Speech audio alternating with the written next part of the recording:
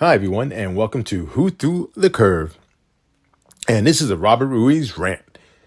And today we're talking on the paradox of choice, or why I can't even pick a brand of toothpaste. In the grand theater of human absurdity, there's a special kind of comedy that plays out daily on stages as grand as international diplomacy tables and as humble as your local grocery store's dental care aisle. It's called decision paralysis, the modern malaise that's more infectious than the common cold and more immobilizing than a full body cast made of lead. This rant is a tribute to that delightful dilemma, a serenade to symphony of stasis, if you will. First, let us set the scene.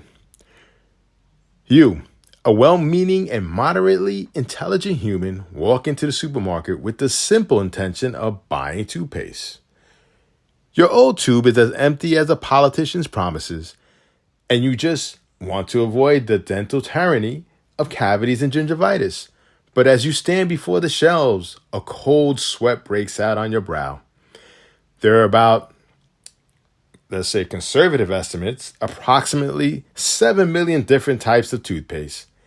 There's whitening, brightening, tightening, and frightening. The last one is for those who enjoy a little terror with their oral hygiene, I suppose. You've got toothpaste with stripes, toothpaste with fluoride, toothpaste that's natural, and toothpaste that's probably been harvested from the rare and elusive peppermint flavored unicorns. There's a toothpaste for sensitive teeth, for insensitive teeth, for teeth that have seen too much and now can't unsee the horrors of your dietary choices. The paradox of choice has you in its minty fresh grip. You could just grab the nearest tube and run, but what if you make the wrong choice? What if you select the one that's just a gateway toothpaste, leading you down a dark path, more serious dental decisions, like whether to go for the electric toothbrush or stick with the classic manual model, which has served humankind since the dawn of molars. This, my friend, is decision paralysis, where every choice feels like it is the one that will define you as a person. It's like standing at the crossroads, except every path is labeled this way to the imminent doom, and you forgot to bring a coin, of course, to flip.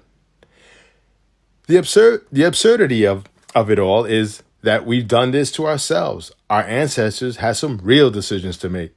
Do I hunt the mammoth or gather berries? Should I invent the wheel or just keep dragging stuff around? Fast forward to today, and we're agonizing over which pattern of paisley will best reflect our inner soul on a throw pillow.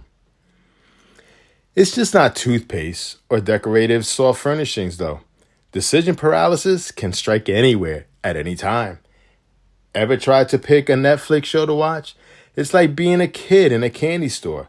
If the candy store was the size of Texas and the kid had a serious case of overanalysis, you scroll, you browse, you read reviews, and by the time you finally made a choice, it's tomorrow, and you got to go to work, where you'll be faced with even more choices. Let's not even get started on dating. Remember that when the worst you had to worry about was whether your crush liked you back? Now you've got to navigate the choppy seas of dating profiles, wondering if love's adventure means that they enjoy a brisk walk or if they expect you to scale Mount Everest on a second date. But perhaps the cruelest joke of all is that we think having more choices will make us happier. It's the great lie of consumerism. We're sold the dream that if we can just find perfect Jordans, we'll reach that state of nirvana. Instead, we're knee-deep in a swamp of indecision, surrounded by the echoing laughter of marketing executives who know that for every choice we don't make, there's another product to be pitched. So, what's the solution? How do we beat the decision paralysis? Some say we should limit our choices, embrace minimalism, and find freedom and simplicity. Others advocate for a more structured approach to decision-making with pros and cons lists longer than a CVS receipt. But I say we lean into it now. Throw caution to the wind and make most whimsical decisions possible. Choose your toothpaste based on the color of the packaging alone. Watch a movie because the title is the same as your middle name. Go on a date with someone because they have the same breed of dog as you do. In the end, decision paralysis is not a sign of our time's weakness, but a barometer of our bizarre abundance. So, dear listener, may your choices be many, your regrets be few, and your toothpaste be ever flavorful. And remember, when in doubt, just remember that the mammoth probably didn't see it coming either. Thank you for listening to Who Threw the Curve. Don't forget to like us, subscribe, and share us. Thanks.